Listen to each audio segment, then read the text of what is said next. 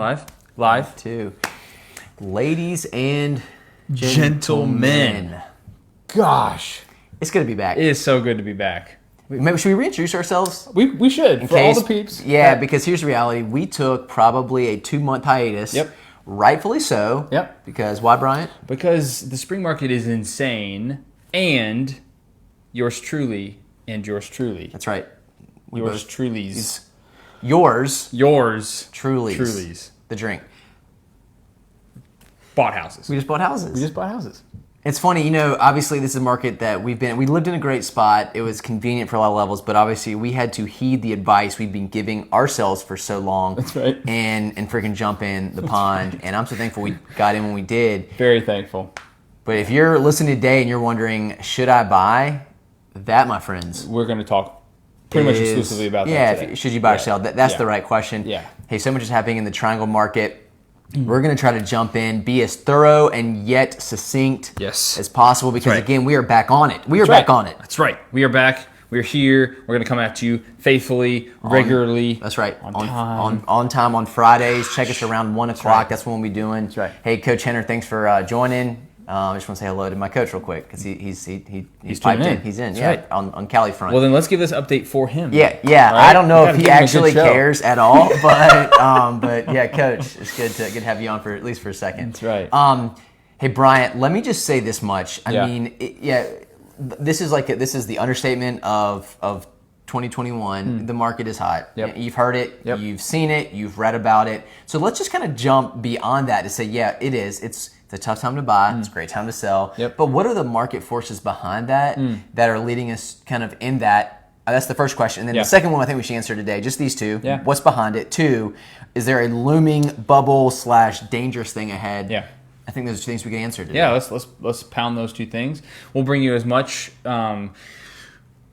perspective as we can bring. That's right. Because it's painfully lacking out there. There are so many different opinions out there.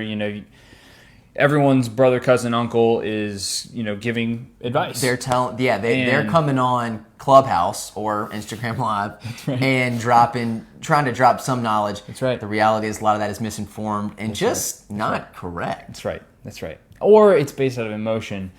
And guys, emotion is real. We all feel it. We're all in this together. I have many, many, many tear stains on this shoulder.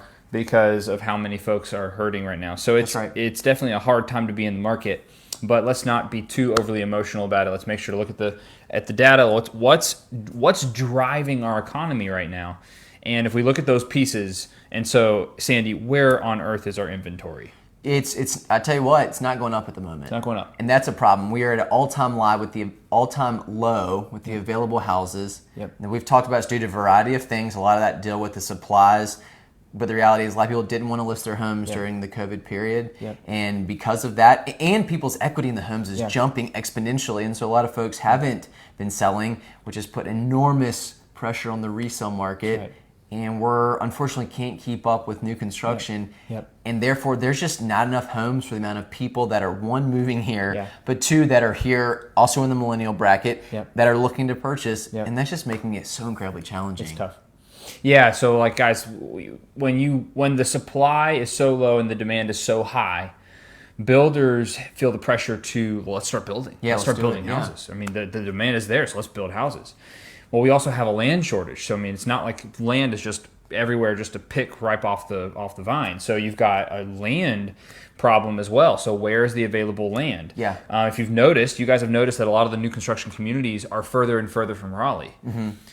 Well, that's because the return on investment needs to be there for builders to actually make this work. That's right. Why do they have a return on investment problem? Why do they have an ROI? Why do they have what they call margin problem? Their profit margin. Why do they have a profit margin problem right now? It's because of supplies. Supplies. I mean, you cannot even build a home today at the price that you could a year ago. There's just no way. In fact, we've had clients that have started the new construction project initially, and then here we are in 2021, and they've now had to pull out because builders' prices keep climbing. That's right. So materials, supplies are low.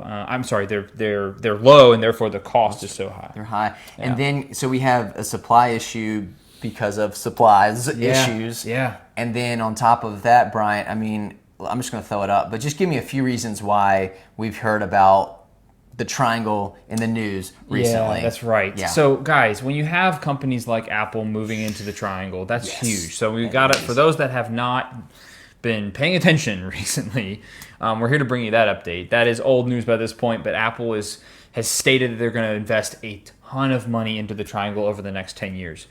So they've got a campus coming. That's got, skyrocketing numbers for us. I mean, when you're looking at the average salary being $185,000, that's a game changer for so many folks.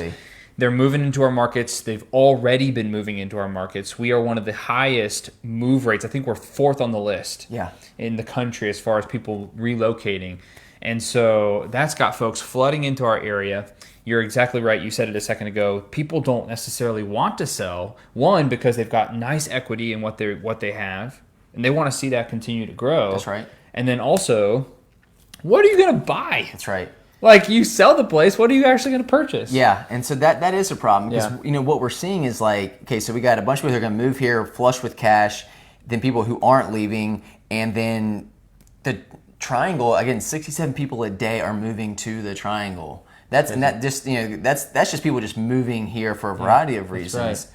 And so you start to kind of you get the picture of like the demand is real, supply is short, that's right, and it's the prices are going up for what's there. Obviously, that's just market economics right there. But it's going to be more of a challenge to get in a market because of what you said. Yeah. When the average median income jumps because we got folks coming from Apple. That's right. I know Fiji is building a big plant, kind of in the surrounding area of the triangle. Of course, Research Triangle Park is bringing more. I mean, people want to be here. This was ranked one of the second best places to be during COVID. That's right. That's right. So they want to come. So they want to come. And so we're not going to see that slow down. No. So Brian, I'm just going to throw this up there because I really want you to hammer this home. Yeah. So the question then becomes like, and again, people are saying, out of control, how much appreciation can it go? Yeah. Are we on the verge of a housing bubble? Yeah. Why aren't we?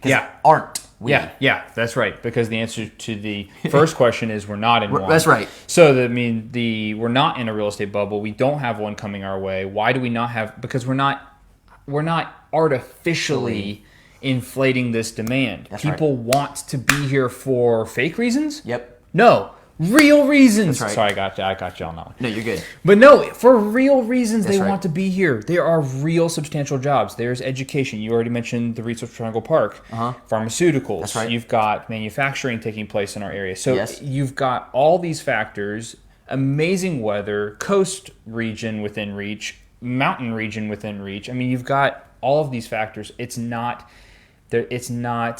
superficial. If it's not a superficial demand, then it should not be something we expect to wane. Right. The only thing that would cause it to wane would be that all of a sudden everyone and their mother picks their businesses up and moves out of the triangle. That's not what we're seeing. That's not what we're seeing. I cannot emphasize that. That's just not what we're seeing. Yes. And it's not projected to slow down anytime soon. If it's not going to slow down, then guys, for all of you, and I love you all so much. Bryant loves you. I love you. If you're watching, Bryant loves you. I feel the pain that you are in. I'm feeling this with everyone. For a 30 to 40 year average over the course of Raleigh's history, we've grown at a steady 3% over average every single year. Wow. Year over year. Year over year. I mean, we're just a constant, steady growth. But I'm from the Malibu area. Nothing about Malibu or the LA area is slow and steady. Right. Everything in that area is up and down and swings all over the place. We've had very consistent growth here. All of a sudden, there's hyper demand for our area, and a lot of that has to do with jobs. Yeah. I mean, you can speak to this. I've got folks, I know you do too, who are selling right now because they need to move out of the area. What are they chasing? Usually a job. Yeah, well, a job, yeah. It's usually a job. Sometimes it's family, sometimes it's other things. But for the most part, it's not because, oh my gosh, the triangle has lost. The triangle's terrible. Yeah, it's lost its hotness. No. Nope. I mean, it's, have some folks that are coming this weekend and they said, hey, or in 2 weekends, and they said, hey, we're coming, we're bringing our folks, and I think my folks might want to purchase something at the coast. We're going to be here. Yeah. And this is folks who will come from the Midwest. Yeah. So again, I mean, I just saw recently a report that said the highest purchase on Wrightsville Beach of $6.5 million for a property on Lumina Avenue was the highest since 2005 at 5.2. So again, we're also seeing that money come in real estate across the state, not just here in the Triangle, in the mountains, Boone, Asheville. Those areas have already been hot, but only because again, think about it. Look where we're located. 2 hours, you can be at Wrightsville. 3 hours in Boone. 4, you'll be in Asheville. You cannot have that kind of just biome. Is that the right word? Biome diversity. Yeah. I'm just going to throw it out there. Yeah. Biome diversity. I like it. And in a state, it would also be local where jobs, schools, Wi-Fi, because that was a factor. That was a factor. For COVID, That's but also right. just green space. Yeah. And of course with Dorothea Dix about to pop open and be more and continue to be developed, which will be a legacy project here in Raleigh. Yep. 308 acres with a stone's throw from downtown. Yeah. Like again, you're starting to see the infrastructure and framework of an area that's going to be hot for a long time. decades to come. That's right. So Brian, I'm just going to I want to just go full circle here and ask this. Man, I'm thinking about, but this is just like hypothetical. I'm thinking about buying. I think I should push it off. Should I push it off? Yeah. Not unless you want to hear bad news from you and me next year. That's right. We are going to have bad news to share with a lot of folks next year. And that is that your price point has now vanished. That 3-bed in that price point is no longer available to you. It is now a 2-bed, and it is not in an area you want to be in. Right. That's going to be our message next year. It's already been our message. We've been in this business a long time. Years and years in this business, you and I. And we've seen it change over the years where we've gone to our clients going, yeah, that $160,000 house, that's not there anymore. Yeah. Right, because, and you said these in the team meeting, you said, well, first, interest rates we can't really forecast well, but those are climbing up. And we've seen those to be more in the mid 3s, which is still historically low, but let's just say moving upwards. Just year over year inflation. That's always going up. And then end of the day, it's appreciation on the houses that now are going to be potentially anywhere from 3 to let's say 10% more in a year. Yeah, and if building costs so much more, if the supplies themselves are so much more valuable, then guess whose supplies are also valuable? Not just the ones that are being built, but your supplies. The house we are sitting in right now has lumber in these walls. That's right. The lumber is getting more expensive. So everyone's asset is increasing in value. That's right. And a lot of that is a supply chain problem. A lot of that is, all these various different COVID effects. But for the most part, it is a shortage because we can't get enough of it, and there's a lot of it that's needed right now. Totally. So it's going to be hard to share this news with folks as the years progress. And is that kind of sad? Yeah, that is actually kind of sad. Our area is becoming so popular that it will force certain folks further and further from the center of Raleigh, and that is, yes, there's actually sad elements to that. You and I just moved further from downtown, did we not? We did. We were in the heart. Now we're in the ventricles. That's right. Actually, I don't know.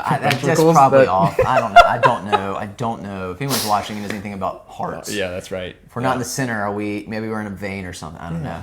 But it's an amazing time if you can qualify and you can buy something, even if you buy something that isn't everything you've ever dreamt of. Which will probably be the case. Which is probably the case, right? If you compete, you really, really go for it. You compete for it, you get under contract, you are buying an asset that is appreciating, gets you on what I call the homeownership train, and you can walk from train to train once you're on it. So guys, jump on it as best as you can. Hire a real estate agent that you trust to do just that. And realize that my grandparents purchased a home that was just south of 30 grand 40 years ago. Yeah. It's worth easily 900 grand now. So you look at that overall trend. Yes. I would not put my money on the Raleigh horse losing the race. There we go. If I can stay on the train analogy, the train is about to leave the station, and you are not going to want to miss out on that. That's right. Also, my final thought is this. Does Bryant not look like he's on Peaky Blinders? What character do y'all think he is? Come on. Listen, I know someone's watching. It's like, this guy should be on Peaky Blinders with his haircut. Oh, my goodness. And so someone maybe over here, they can say, hey, maybe someone's got it. Who do you see here? Is this, we got Thomas, or we got Arthur, or who are we looking at? John? I don't know. All right, but I pray that's where my likeness ends. I hope it's like my haircut, no further. No further. That's fair. That's totally fair. okay. So well, we have just hit you with about say about 15 minutes of incredible information. We're going to wrap down. That's right. No more today. Yep. But more to come next week. More to come, and guys. we will look forward to being back, guys. Your two favorite realtors on the internet. Sandy Roberts. And this is Bryant Lovett. Guys, we appreciate you tuning in. We'll see you next time. Great.